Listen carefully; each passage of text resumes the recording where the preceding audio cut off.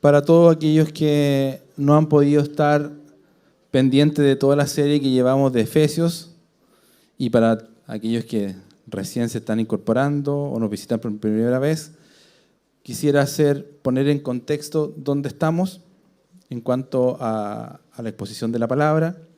Estamos estudiando la carta a los Efesios. ¿Y qué podemos decir de esta carta? Bueno, que hay una amplia certeza de que esta carta la escribió Pablo en la prisión en Roma. ¿De qué trata esta carta? Bueno, trata sobre una iglesia que está en Éfesos. Y esta ciudad era una gran ciudad de Asia Menor, hoy día es la región, es la actual Turquía, y esta ciudad era una importante capital romana, así que el contexto entonces se da bajo el Imperio Romano. Si bien los habitantes eran mayormente de origen griego, ahí tenemos también de otras regiones, pero era bajo el Imperio Romano. Pablo conocía muy bien esta comunidad porque en su tercer viaje él permaneció 3 años en esa ciudad. Así que es muy importante esta iglesia porque desde esa iglesia en Éfeso se expandió el evangelio a toda la región. Así que fue muy importante. Estamos ya en el capítulo 2 de este libro, de la carta a los Efesios. Ahí les quisiera mostrar un pequeño bosquejo de dónde estamos. Capítulo 2, hay 2 grandes temas: la gracia salvadora de Dios y la incorporación de los gentiles. De la gracia salvadora ya hemos hablado de la nueva vida en Cristo, la nueva creación que hace Dios, ¿cierto? Y que todo lo hace para su gloria. Y hoy día vamos a hablar de la condición anterior. ¿A qué me refiero con la condición anterior? ¿Dónde estábamos nosotros? ¿Dónde estaban los gentiles antes de conocer a Cristo? ¿Ok? Así que seguimos con la idea. Pablo, aunque está prisionero ahí en Roma, él se alegra y glorifica a Dios por esta iglesia en Éfeso. Una iglesia de mayoría de personas gentiles, pero con la presencia también de judíos. Todos ellos habían alcanzado la convivencia viviendo como un solo pueblo, pero no siempre fue así. Los gentiles vivían en un mundo sin el Dios de la Biblia y sin esperanza de una vida eterna junto a ese Dios. Pues no se les permitía ser ciudadanos de Israel y no tenían parte en los pactos que hace Dios con su pueblo. Así que el texto para hoy es Efesios 2, capítulo 11 y 12. Dice así: por tanto, acordaos de que en otro tiempo vosotros, los gentiles en cuanto a la carne, erais llamados incircuncisión por la llamada circuncisión, hecha con mano en la carne. En aquel tiempo estabais sin Cristo, alejados de la ciudadanía de Israel y ajenos a los pactos de la promesa, sin esperanza y sin Dios en el mundo. Vamos a orar. Padre Celestial, rogamos que por tu medio de tu Espíritu Santo, Señor, tú hables a nuestros corazones, Señor, nos hagas reflexionar, meditar en esta palabra, Señor, poder entenderla, poder comprenderla y que tú produzcas, Señor, el cambio necesario en nuestras vidas, Señor, que siempre tu palabra pretende llevar en nuestras vidas. Te damos gracias, Señor, y todo esto te lo pedimos en el nombre de nuestro Señor Jesucristo. Amén. En este versículo 11 que tenemos ahí, perfecto, ahí tenemos un título: separación social. Bueno, este versículo habla de esa dimensión. Los gentiles en Éfeso estaban viviendo o habían vivido de alguna manera, antes de conocer a Cristo, la separación social. En realidad, todos los gentiles del mundo antiguo vivieron esta separación social. En el versículo 11, Pablo les está diciendo: nunca se olviden, estoy parafraseando, recuerden y mediten en esto. Ustedes que no son judíos son señalados como los no circuncisos por los judíos, pues ellos Asimismo se llaman los circuncidados, porque se circuncidan en el cuerpo. En la primera frase donde parte este versículo dice, acordaos que en otro tiempo. Y eso es lo que moviliza el tema de hoy. El verbo que el apóstol Pablo usa para traducir como acordaos o recordar, no se refiere simplemente al acto o al hecho de mantener un recuerdo. Porque muchas veces nosotros nos acordamos de algo y tenemos la imagen, el momento, pero pasa. Y en realidad no se trata de eso, sino que el verbo usado acá tiene el sentido de reflexionar. A eso apunta. Pensar, meditar. ¿Sobre qué? Sobre lo que va a decir luego el versículo 12. ¿Qué es lo que nos separa de Dios? Que estamos sin Cristo, sin conocimiento de los pactos, sin ciudadanía celestial y sin esperanza. Esa era la vida de los gentiles. Por eso que hoy vamos a dedicarnos a estudiar sobre lo que expresan estos versículos. ¿Y por qué es importante reflexionar? Toda reflexión lleva un análisis y la Biblia es enfática en muchos momentos de llamarnos a la reflexión, al pensar. A veces nos gusta mucho la teología del movimiento, de hacer cosas, pero a veces Dios quiere que tú medites y reflexiones. ¿Por qué es importante la reflexión y la meditación bíblica? Porque de la abundancia del corazón abre la boca. Y muchas veces la Biblia dice que es importante que los dichos de nuestra boca sean agradables ante Él. Entonces, una buena meditación provoca realmente un hablar coherente conforme a la palabra y produce también después un actuar diferente. Pero primero hay que meditar, hay que pensar. ¿Qué quieren decir los conceptos que vemos en el versículo 11? Como, por ejemplo, gentiles, incircuncisión, incircuncisión. ¿Quién eran los gentiles? Partamos por ahí. Bueno, gentil se le llama a toda persona que no es judía o que de alguna manera para los judíos eran aquellos pueblos que no tenían a Dios o no conocían al Dios verdadero. Así que la mayoría del mundo, según esta definición, eran los gentiles, nosotros. ¿Y qué es la circuncisión? De acuerdo a la Biblia, la circuncisión es la extirpación quirúrgica, ¿cierto? Una pequeña cirugía que se hace al prepucio de los varones. Y esta circuncisión fue una obligación para todos los descendientes de Abraham como una señal del pacto que Dios hizo con él. ¿Por qué esta diferencia? ¿Por qué esta separación? Bueno, recordemos que Dios, actuando de manera soberana, escogió a un pueblo. ¿Qué pueblo? Bueno, primero fue mencionado en la Biblia como los hebreos, luego fueron llamados Israel, finalmente son conocidos como los judíos. Y a este pueblo lo llamó para que fuesen de su exclusividad y vivieran según su palabra. El profeta Amós dice en el capítulo 3, a vosotros solamente he conocido de todas las familias de la tierra. Solo a ellos ha conocido. Este conocer se refiere como escoger. ¿Por qué el Señor los escogió a ellos? En realidad, ya la respuesta casi todos la sabemos.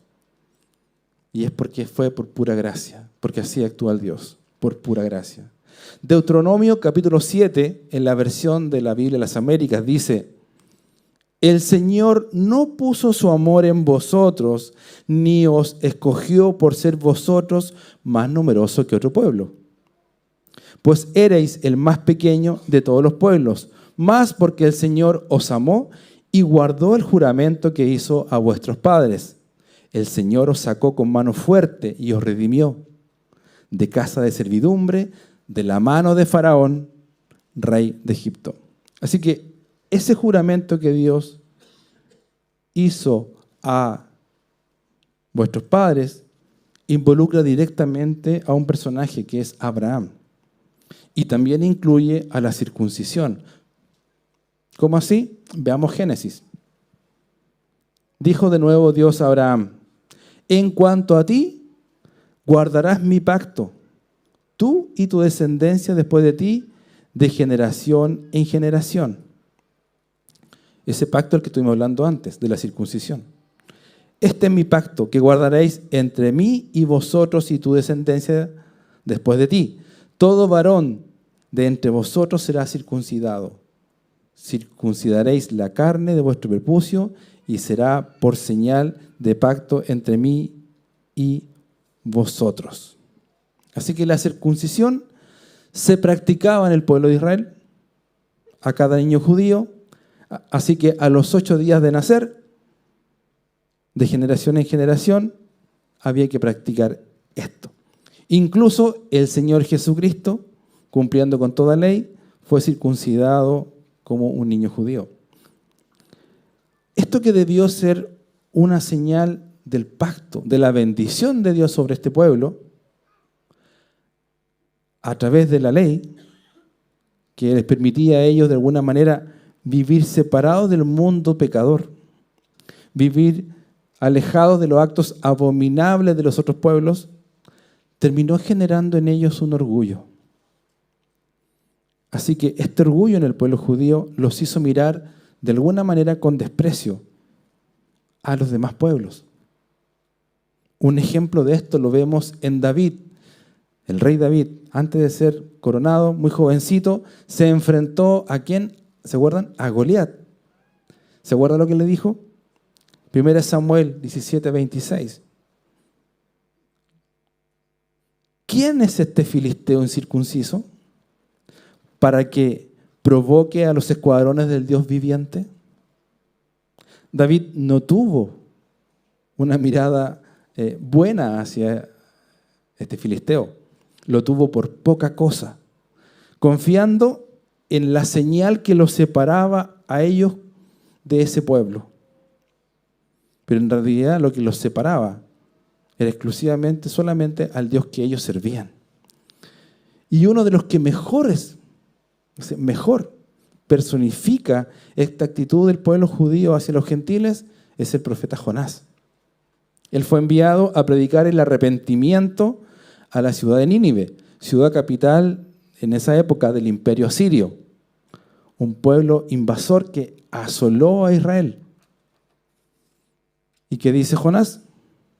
Jonás 4 dice: porque yo sabía que tú eres un Dios clemente y piadoso, tardo en enojarte y de gran misericordia, que te arrepientes del mal. Ahora pues, Jehová, te ruego que me quites la vida, porque mejor me es la muerte que la vida.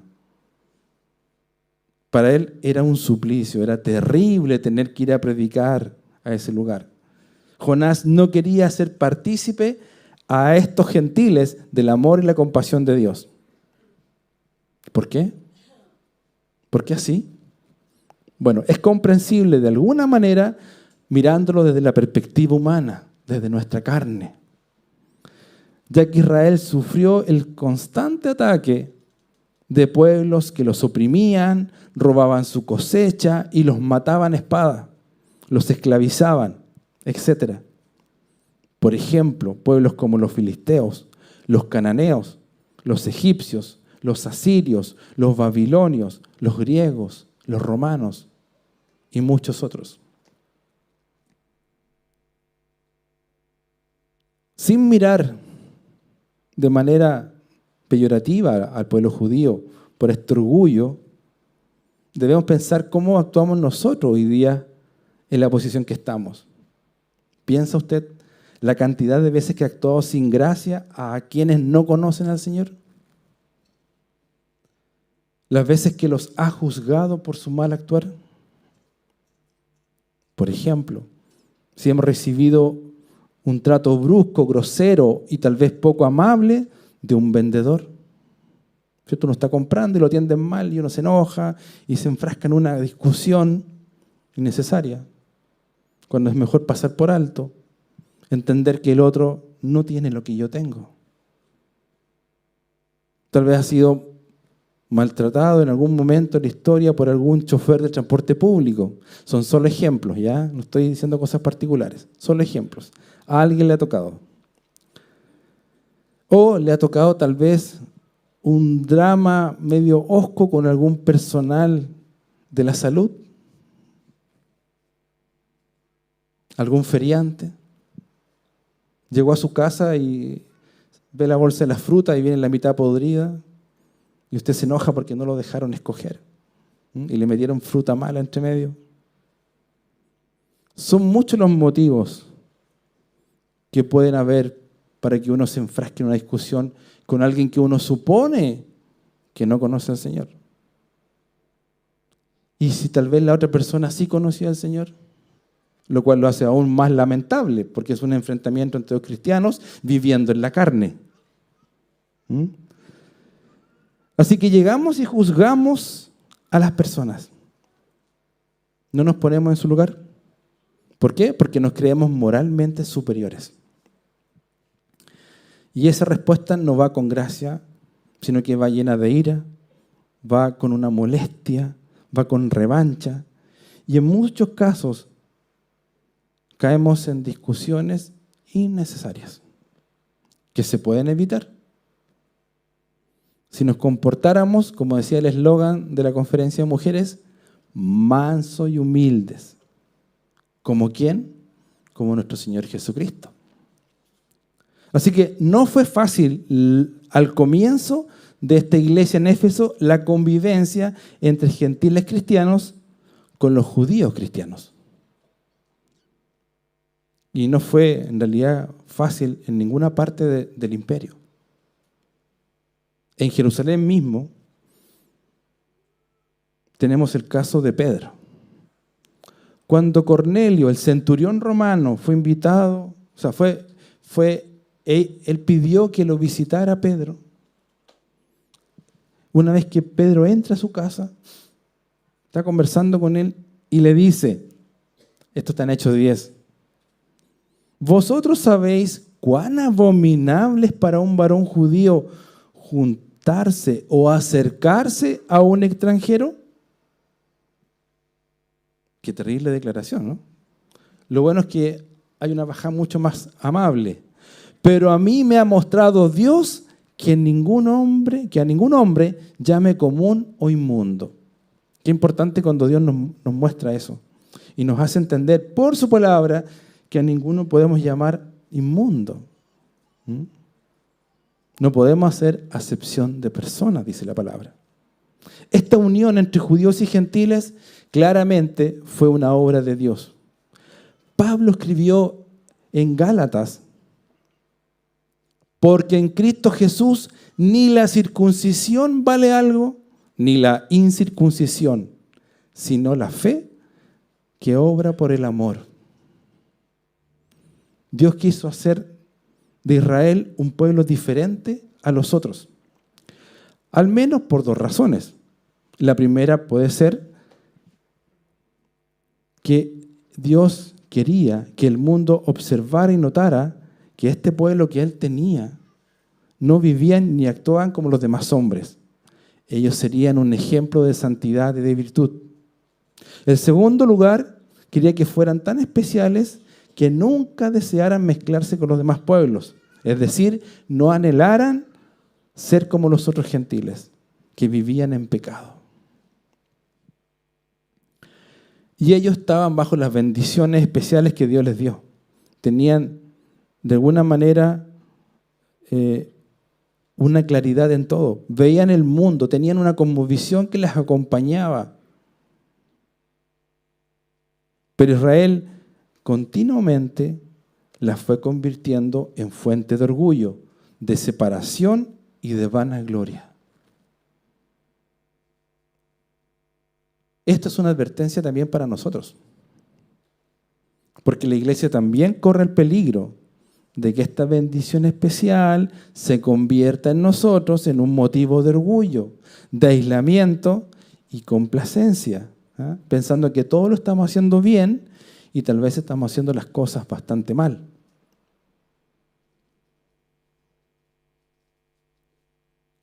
Esto realmente merece en nosotros un sentido de autocrítica y pensar y reflexionar cómo estábamos en otro tiempo. Bueno, en realidad estábamos separados y marginados. Y hoy estamos actuando de manera haciendo distinción de personas, separándonos del mundo cuando creemos que realmente Dios nos envió al mundo. Y lo que es más terrible muchas veces, tenemos un orgullo congregacional. Creemos que nuestra congregación es la mejor que la otra que está en la cuadra. O es mejor que la de mi amigo o de la vecina. O por último, sentimos que estamos en la mejor iglesia.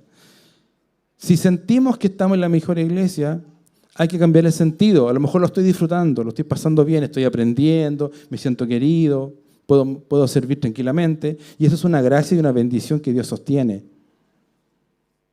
Bueno, si yo sé, tal vez, que en el ambiente cristiano no hay iglesias sanas, ¿qué debo hacer? Orar porque hayan iglesias sanas. Orar porque haya arrepentimiento, para que haya reflexión.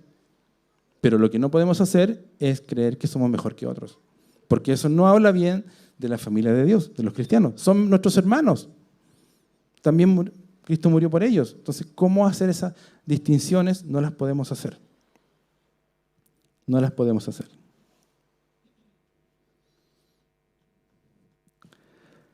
Así que, usemos la bendición y la posición como iglesia del Señor de manera humilde. ¿Para qué? Para testificar al mundo de la gracia y la voluntad de Dios. Como dice el libro de Hechos, capítulo 1, versículo 8. Y me seréis testigos en Jerusalén, en toda Judea, en toda Samaria y hasta lo último de la tierra. Y en eso estamos, hasta lo último de la tierra. Y hay que seguir. Así que esta separación social a la cual estaban expuestos los efesios antes de recibir a Cristo, y de alguna manera todos los gentiles, inclusive hasta nosotros, significaba también, por consecuencia, una separación espiritual. Repito, la separación social a la que estábamos expuestos traía una separación espiritual. Y esto lo describe el versículo 12. Versículo 12. Lo repito, en aquel tiempo estabais sin Cristo, alejados de la ciudadanía de Israel y ajenos a los pactos de la promesa, sin esperanza y sin Dios en el mundo. ¿Qué significa esto? Parafraseando la idea, que en el pasado, ustedes que no son judíos, a causa de la circuncisión, estaban separados de Cristo, no podían estar con Cristo, estaban excluidos de la ciudadanía de Israel, no tenían ningún derecho, eran extraños a los pactos, o mejor dicho, no conocían los pactos, no tenían idea de pactos, y esto los hacía no tener una esperanza de vida eterna. Y finalmente vivir en el mundo sin el Dios verdadero. Vamos a ver el primer punto, estar sin Cristo. Los efesios estaban separados espiritualmente porque estaban sin Cristo, completamente separados del Mesías. Por lo tanto, no tenían esperanzas mesiánicas de que iba a venir algún día a sus vidas un Salvador, un Redentor. Y su historia, de alguna manera, no tenía ningún propósito, ningún plan, al menos un plan verdadero. Sus vidas no tenían sentido. Lo único que podíamos decir de parte de ellos, y también estaba esto sobre nosotros, es que iban ellos y nosotros directamente al juicio, al no conocer al Señor. Pero ni siquiera ellos sabían de un juicio y nosotros, en nuestra ignorancia, tampoco sabíamos que sobre nuestra cabeza había un juicio. lo cual es más lamentable. Ellos tenían uno u otro sistema de creencias, pero eran creencias falsas. ¿Basado en qué? En sus dioses. Deidades que eran caprichosas, vengativas, con similitudes a los seres humanos. Y estas extensiones de las pasiones humanas que las convertían en dioses eran terribles, porque tampoco daban esperanza. Es más, estos dioses les infundían a ellos temor y una desesperación.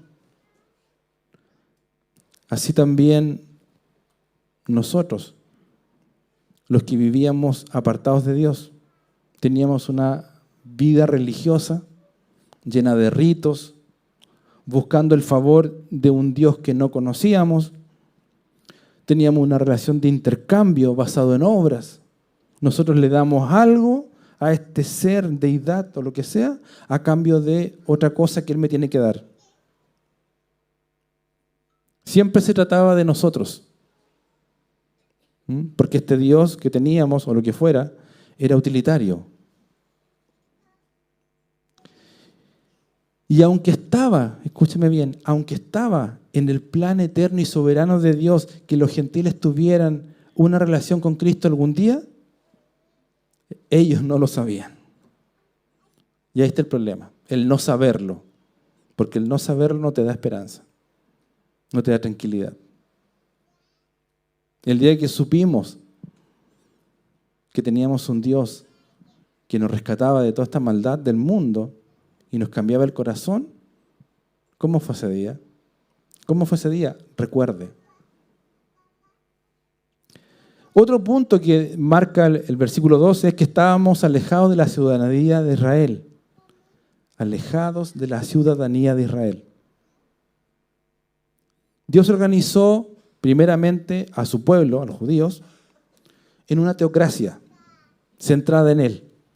Un pueblo en el cual Dios era su rey, su Señor, y le había dado una bendición espiritual a través de la protección, a través del amor.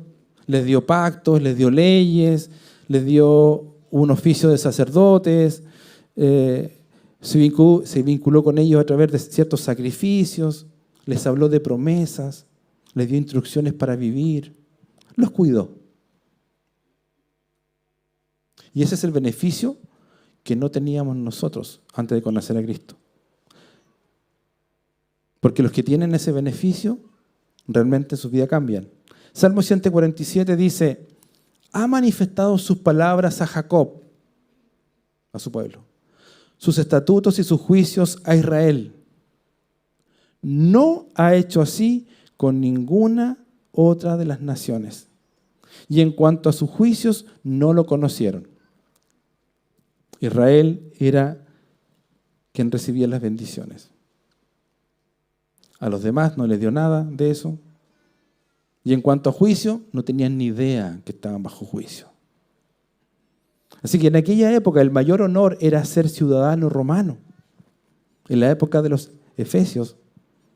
¿Por qué? Porque estaban bajo el imperio romano. Por lo tanto, tener carta de ciudadanía romano era importante.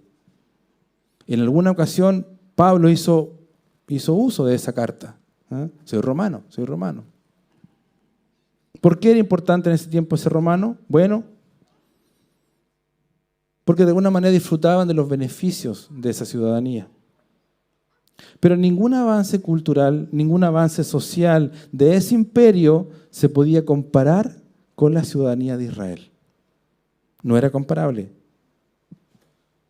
¿Por qué no era comparable? Pues ellos llegarían a tener a Cristo.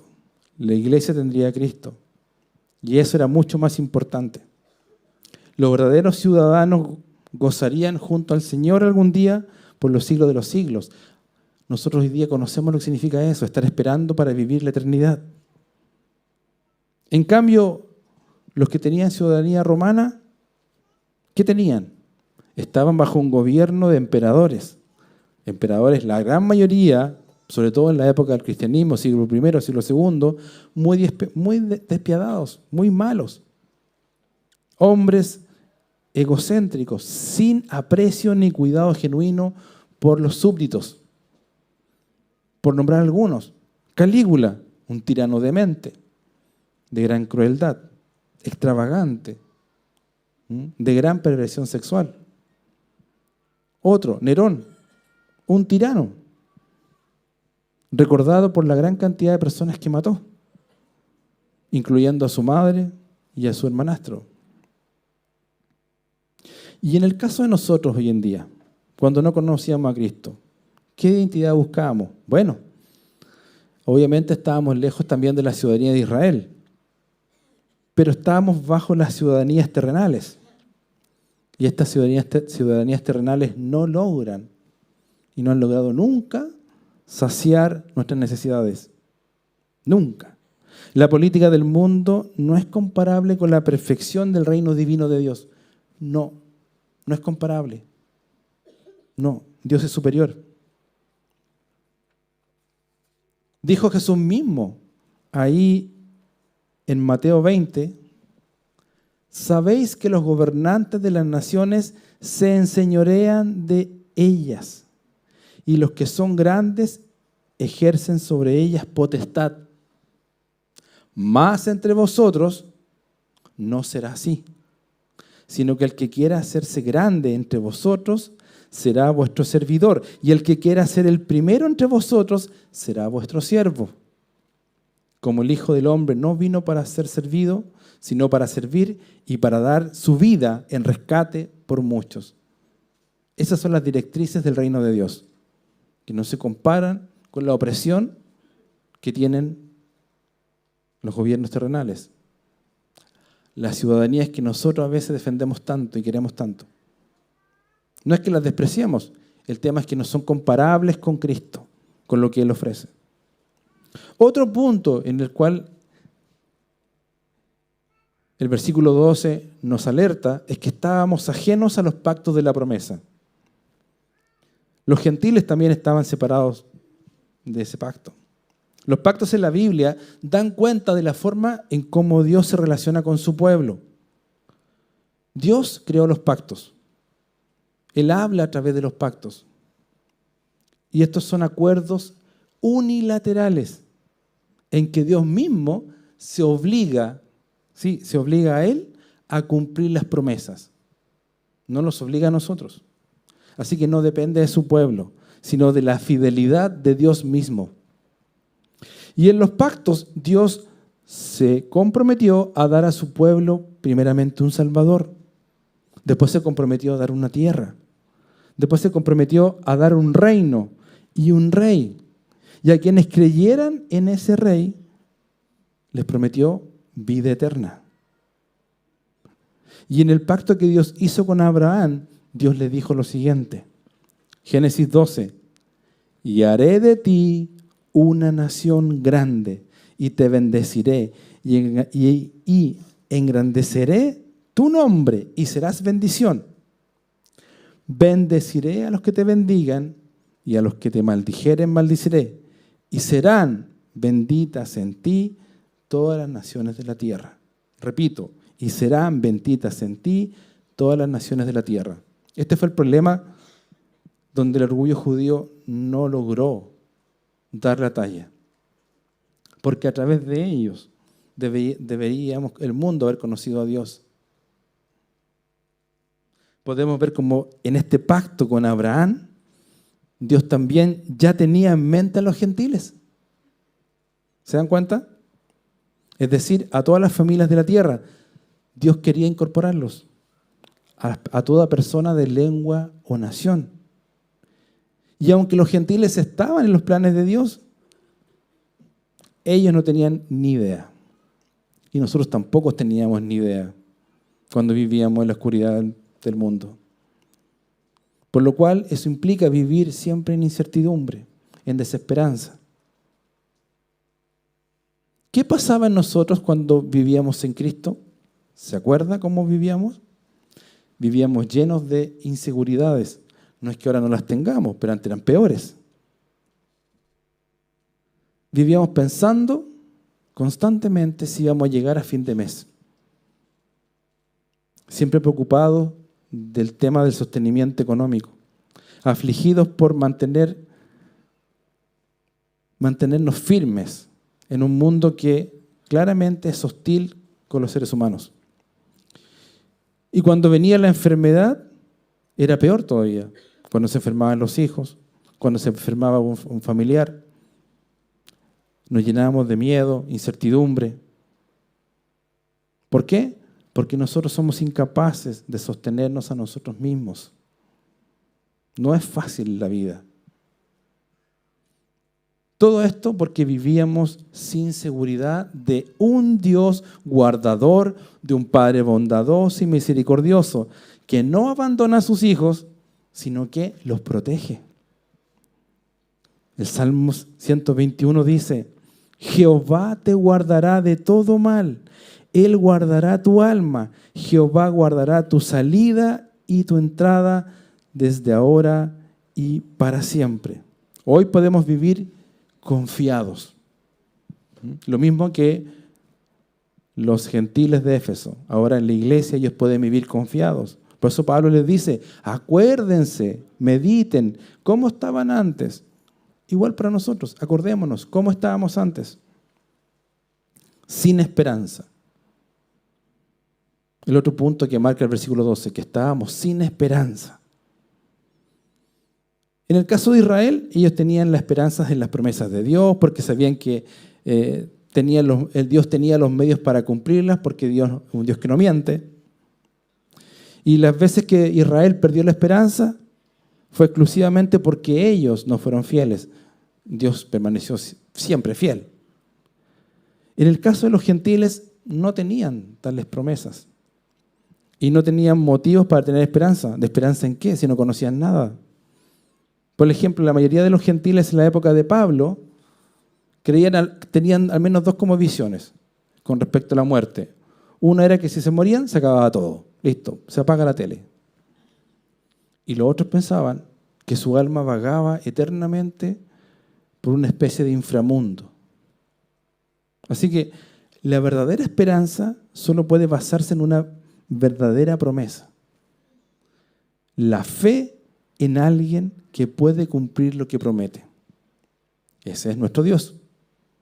La esperanza es de alguna manera la seguridad que tenemos un futuro bendito en el plan de Dios. Eso genera en nosotros una alegría, un descanso. No depende de nosotros.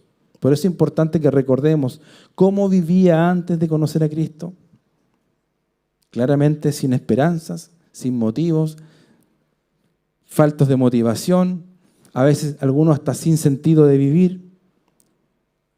¿Por qué? Porque si bien las personas se mantenían firmes, era porque se aferraban a las obligaciones. Por ejemplo, los padres se aferraban tal vez a tener una buena crianza, o otros se aferraban a cumplir bien en el trabajo, a alcanzar metas, a construir una casa, a tener bienes, porque esa es la forma carnal y natural en que nos aferramos a este mundo, inventándonos metas, creyendo que de esa forma podemos funcionar bien. Gloria a Dios, porque entró en nuestras vidas y esas metas hoy día no están presentes en nosotros, no nos mueven. Porque son metas que de alguna manera nos producen agonía. No son para lo que estamos en este mundo, no lo es. No lo es. Todo esto lo que hace en realidad es aún más no darle sentido a nuestras vidas. La falta de esperanza, la falta de seguridad que solo Dios puede dar, solo la encontramos en Jesucristo. Y la verdadera esperanza está cuando cada uno de nosotros encuentra una relación personal con Cristo. El Salmo 146 nos dice: bienaventurado aquel cuyo ayudador es el Dios de Jacob, cuya esperanza está en Jehová su Dios. Otro punto que destaca el versículo 12 es que estábamos sin Dios. Dice, los gentiles estaban separados. sin Dios. Los gentiles eran paganos. Por tanto, tenían montoneras de dioses. De hecho, en la ciudad de Éfeso se encontraba un gran templo dedicado a Artemisa. Se le conocía como la diosa madre y fue muy popular en el mundo antiguo. Entonces, en esa región se construyó un templo y todos venían de distintas regiones a darle culto. Y es muy probable que la gran mayoría de quienes ahora estaban en la iglesia de Éfeso, estos gentiles, en algún momento de sus vidas, hayan sido partícipes de ese culto. Era lo obvio y natural.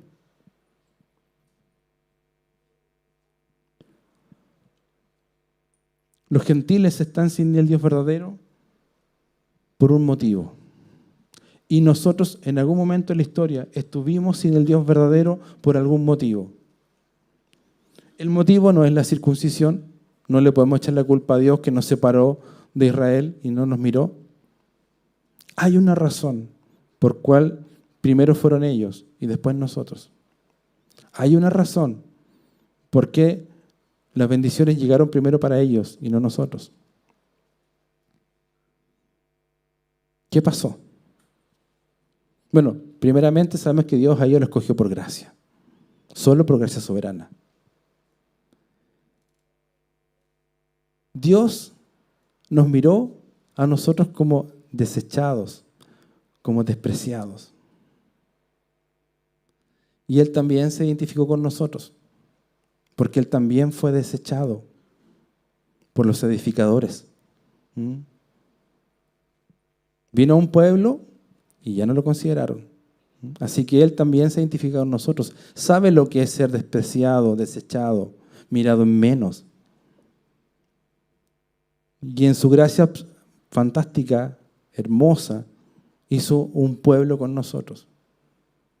De judíos y gentiles hizo un solo pueblo. Hizo un gran milagro. Botó las barreras. Ya no hay circuncisión en la carne hecha por hombre. Ahora hay circuncisión del corazón y la hace Él. Con su poder, con su espíritu. La explicación a este drama de la tierra, de los seres humanos, está en Romanos 1. Y explica por qué. ¿Por qué no teníamos a Dios? Dice, porque lo que de Dios se conoce les es manifestado, pues Dios se lo manifestó, porque las cosas invisibles de Él, su eterno poder y deidad, se hacen claramente visibles desde la creación del mundo, siendo entendidas por medio de las cosas hechas, de modo que no tienen excusa. Pues habiendo conocido a Dios, no le glorificaron como a Dios, ni le dieron gracias, sino que se envanecieron en sus razonamientos y su necio corazón fue entenebrecido. El problema de los gentiles, el problema que teníamos nosotros, era que negábamos a Cristo, negamos a Dios. No le dimos la gloria que se merecía, no fuimos agradecidos, más bien fuimos indiferentes y confiamos en nuestro propio parecer. Por eso fuimos entregados a un corazón que no podía ver con claridad, lleno de tinieblas. Pero la misericordia y gracia de Dios fue mayor que nuestro pecado. Y Él se compadeció de nosotros y nos llamó a su luz admirable, tal como lo hizo con los gentiles de Éfeso. Es importante que recordemos en esto. Dios ha tenido misericordia de nosotros, pero ahora se nos está pidiendo que recordemos, reflexionemos sobre esa vida pasada. ¿Para qué? Para trabajar nuestro carácter en gratitud al Señor. Ya no estamos separados de Dios. Todo lo que hizo fue Dios para manifestar su gloria en nosotros. Así que Él está esperando una respuesta a esa maravillosa gracia que recibimos. Si hoy día alguno de nosotros, los presentes, se siente que está, no sé, sucio, alejado de Dios, despreciado, bueno, es el momento para decir basta, hay que volver al Señor. El Señor me anhela, me busca. Soy yo el que me aparto de Dios. Dios nunca te aleja. Eres tú el que te alejas. Nosotros nos enfrascamos en estas peleas personales con Dios y nos taimamos y nos alejamos. Y lo que es más aún, si ya sabes que tú mismo has alejado a Dios y eso te ha impedido conocerlo en profundidad, también hoy día es el momento para conocerlo en profundidad, para acercarte a Él. Vamos a orar por nosotros, por gratitud al Señor. Vamos a orar también para que el Señor se reconcilie con aquellos que están lejos de Él y también el Señor mora en el corazón de aquellos que todavía no han podido conocerle como el Dios y Salvador. Padre Celestial, te damos gracias, Señor, porque podemos ir a ti, podemos acudir. Te damos infinita gratitud, Señor, porque pusiste los ojos en nosotros, Señor, los gentiles, y hoy día podemos ser parte de este pueblo glorioso, de este Israel celestial. Pedimos, Señor, por aquellos que están luchando, Señor, con el orgullo, luchando, Señor, también con sentirse inferiores, menos, Señor, para que puedan realmente llegar a ti, para que puedan conocer, para que puedan abrazarte, Señor, recibir tu amor. Y aquellos, Señor, que no han decidido por ti, que tienen dudas, Señor, aclara, revélate a ellos, Señor, de manera imponente, para que reconozcan que solo tú eres el Señor de señores, Rey de reyes, y que mora realmente en todo el mundo, gobernando y teniendo el control de todo. Dios bendito, muchas gracias, Señor. Te lo pedimos en el nombre de Jesús. Amén.